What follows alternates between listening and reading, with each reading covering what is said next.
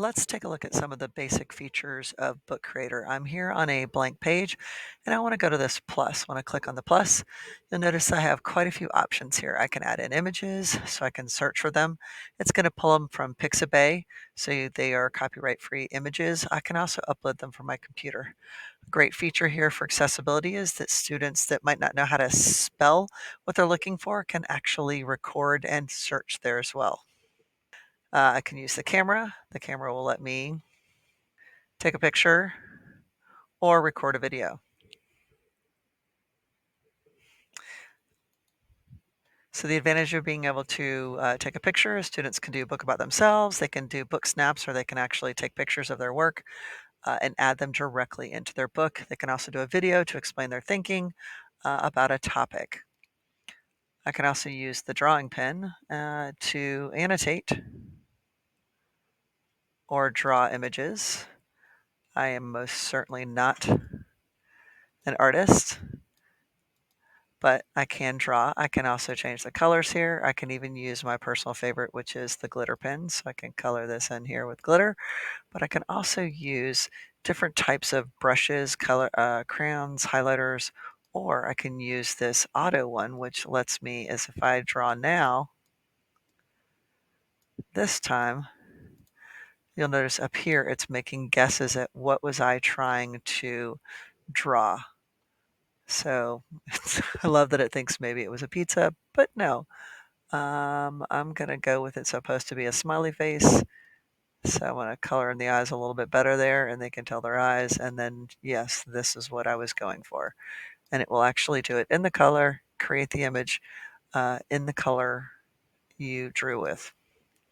I can also change the width of the brush or pen stroke. I can use the eraser. I can also use the bucket to fill colors. And again, I can also add in emojis from here under the text. When I click done, this becomes a whole image that I've created that can be resized or moved if I want to. I can also go to the plus here and add in text. I chose when I created my book to create it comic book style.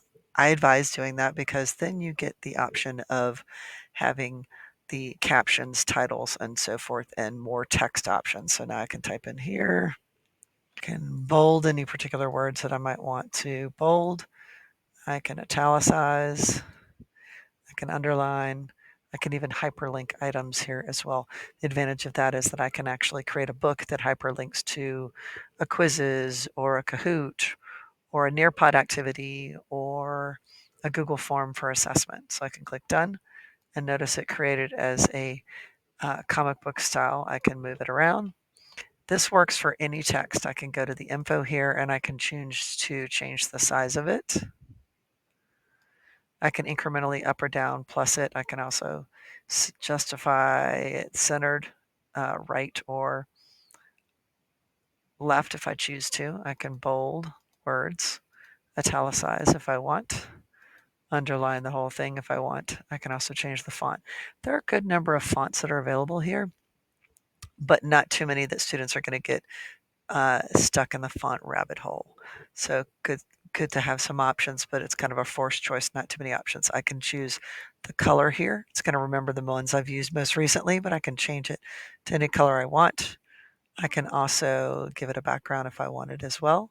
So then now I've got these text boxes that can be blocks that I add in my story. I can also, again, if I'm clicking on something, I get more options here. I can add in columns. This is really good if you want your students to create a newspaper style article, or if you want your students to work in teams, you could have each student work in a column and so forth. So you could have a team of 2, 3, and 4 working on the same document, and they are responsible for their column that they're working on. I can also have text be shadowed or not. I can move it front, back, or I can lock things. When I lock something, I can also, as the creator of the book, I can prevent unlocking, which means that someone else reading the book, even if I choose to let it be remixed, they cannot unlock it. A couple other things I want to point out here is I'm going to go to the page. This is where I can choose my background. So I can add any color background that I want. I can also put borders around it. I've got paper choices, so if I want it to be like a piece of notebook paper or more college ruled. I can do that. Great for writing prompts. There's the borders, which I really like that one. So you've got some options here. I have textures as well as patterns that I can pick to add to my book. So just a few features here on that plus on this main thing here. I'm also going to point out to add a new page, all I have to do is hit plus. I've got a new page. Since I've added a border, it's going to remember that. I can also then use, since I pick comic book style, I can choose any of these comic layouts or the panels. I could also add in the speaking bubble or the thinking bubble. If I select something, I can customize it or I can delete it. And last but not least, I've got all of these comic sounds that I can add in here. So those are all under the basic, under media, that we're adding there. The other thing I'd like to point out is the shapes. If I go to shapes, I can add in any of these. I can search for a shape. They have a partnership with the Noun Project, and I can actually add in something. So if I was looking for a book, I can actually search for it, and it's going to pull up these icons. This is a great option for your students to kind of give them visual cues. Maybe you want them to do writing, so you could choose a pencil and paper, so to speak, to indicate writing, but you could also use a voice recording icon or a speaking icon or a play icon to record a video. So you can use that almost to create like a legend, like on a map of what students should be doing. I can also grab any of these shapes in here and use it to create my own options. I can actually upload. So I want to add in another shape. Plus shape will go another one. I can also use the control C, control V to duplicate things. And again, select it, delete it. I can do that.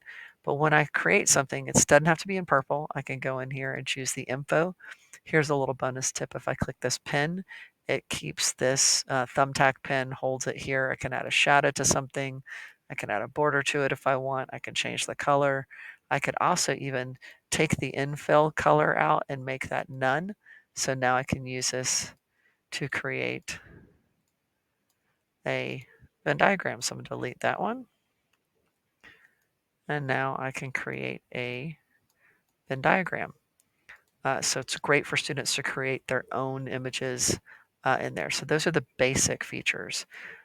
Let's explore some other options and some other features of Book Creator, and we're going to come back with the advanced features. And we're also going to talk about how you can level up using graphic organizers.